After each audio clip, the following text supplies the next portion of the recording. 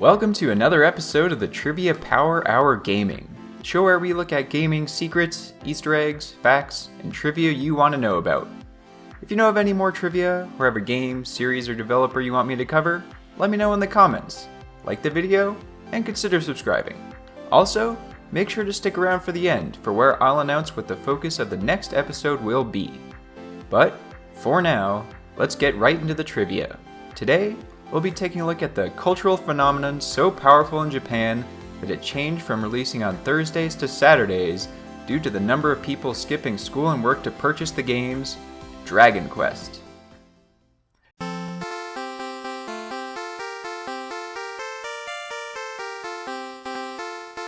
Speaking of release dates, why not start with what is sometimes referred to as the Dragon Quest Law, in which the Japanese government forbade Enix from releasing their games on weekdays.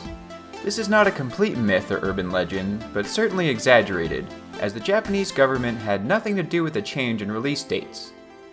The developers themselves felt bad for the negative impact their game was creating, and decided to change the release date themselves.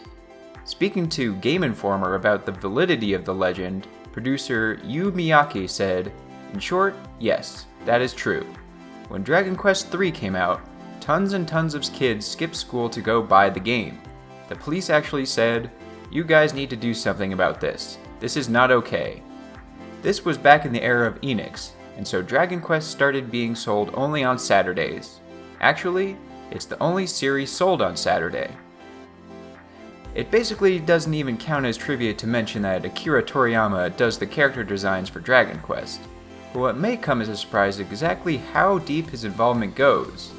Not only has Toriyama designed the main cast, but every single character and monster that has ever appeared in the entire Dragon Quest series, from the first game in 1986 to the latest game in 2017, was designed by him and him alone.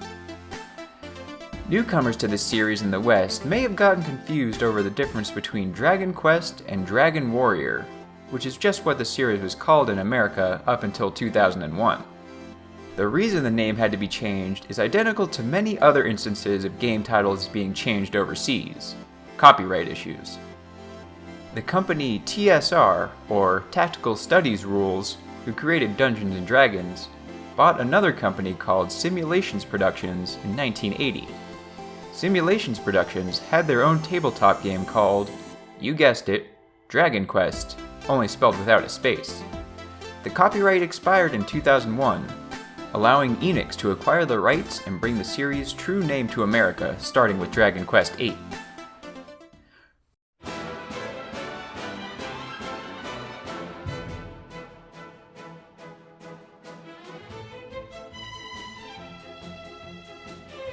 Before Square and Enix joined forces in 2003, the two companies' major RPG series, Final Fantasy and Dragon Quest, had a fierce rivalry.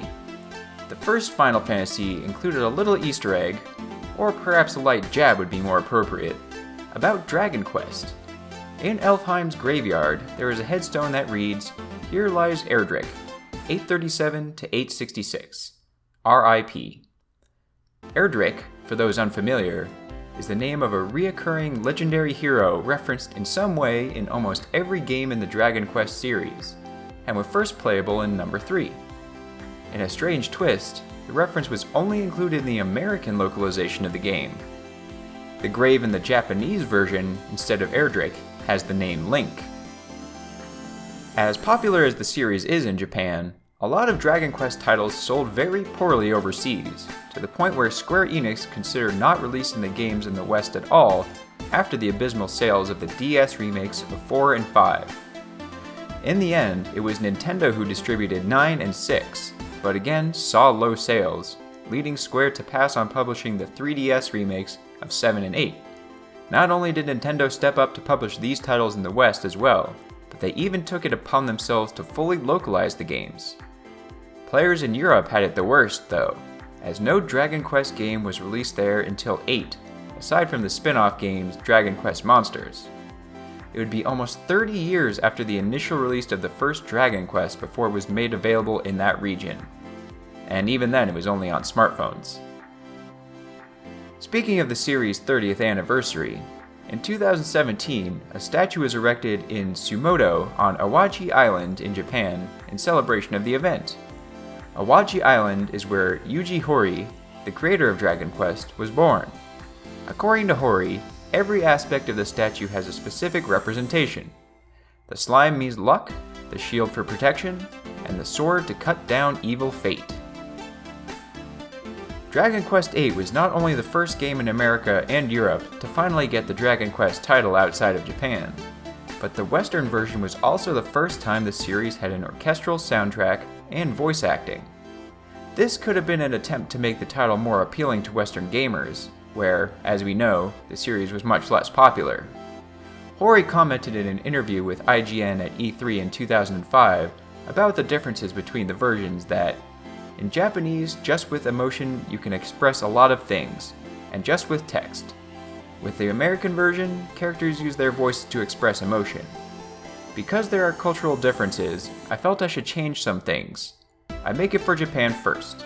When it comes to globalization, taking it direct from Japan to the rest of the world, then I'll adjust for the game where it's going, rather than force everything into the Japanese market. I tend to add things into the American version to make it better for Americans.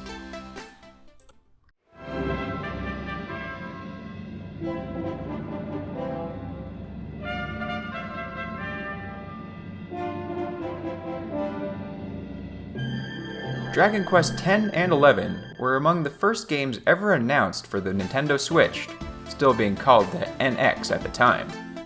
However, due to the game needing to be updated to a new version of the Unreal Engine for the system, Dragon Quest XI still hasn't even been released on the Switch yet, slated to come out 4 years after announcement on September 27, 2019, as Dragon Quest XI S Echoes of an Elusive Age Definitive Edition.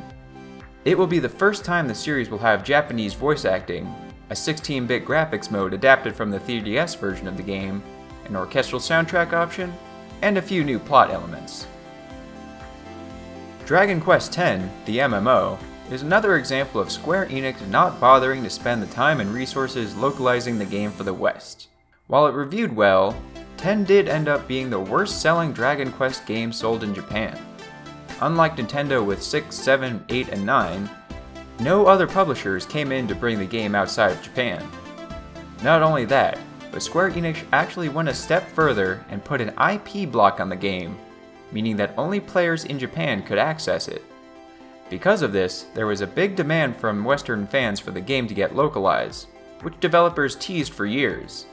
In 2014, 2 years after the game's initial release, Silicon Era asked executive producer Yu Miyake if they were interested in bringing the game to the West. "We'd love to do it. Love to. In terms of being an MMO, again, we have to consider the operation and logistics of how to make that feasible," Miyake further explained. "We also have to think about it from a business standpoint. With Final Fantasy XI and XIV, it's a global scale endeavor. In terms of Dragon Quest, the way it's perceived in the different countries is very, very different.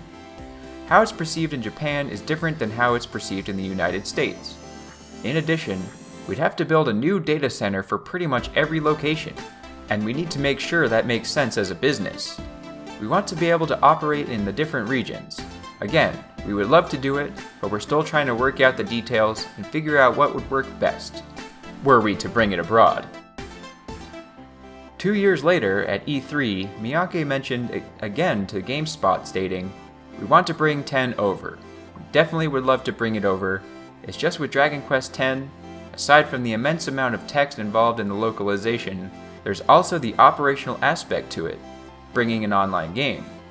Square Enix is doing Final Fantasy XIV in the West, so there is that possibility, but it's just a huge challenge to bring that game over." Later that same year, after fans' demands were able to get Dragon Quest VII localized, Square Enix's Noriyoshi Fujimoto answered a question at PAX West, once again regarding bringing Dragon Quest X over. His answer was very similar to past answers, repeating how difficult translating an entire MMO was from both a technical and business perspective, but raised fans' hopes by saying they would consider it if there was as much fan support as there was for 7. the latest official quote I could find on the subject was from late 2018 at a fall festival broadcast. Miyake stated that he was intending to create an offline version of Dragon Quest X for the West. Dragon Quest X has plenty of rich stories, and I want to make something to share it with the others, including those overseas. Again, not much of a statement, and at this point I'm sure many fans have given up hope. Dragon Quest fans in Japan have much more than just the games to engross themselves in. Most of you are probably aware of the orchestral performances of the series' original scores, but did you know that they've been an annual occurrence since 1987? There's also a fully themed Dragon Quest bar/restaurant in Tokyo called Luda's Bar, where you can eat a wide range of Dragon Quest-inspired foods, with plenty shaped like iconic monsters from the game. The strangest, in my opinion at least, is the Dragon Quest Ballet. Making its debut in 1995 and performed by the Stars Dancers Ballet of Japan, this is another annual event, but one those outside of Japan can enjoy thanks to a DVD release of their performance in 2002. Thanks for watching this episode of the Trivia Power Hour Gaming. Next episode, we'll be taking a look at games from the Marvel Universe, so subscribe to make sure you don't miss it. In the meantime, you can check out some of my other videos you may have missed, for even more gaming trivia I know you'll like.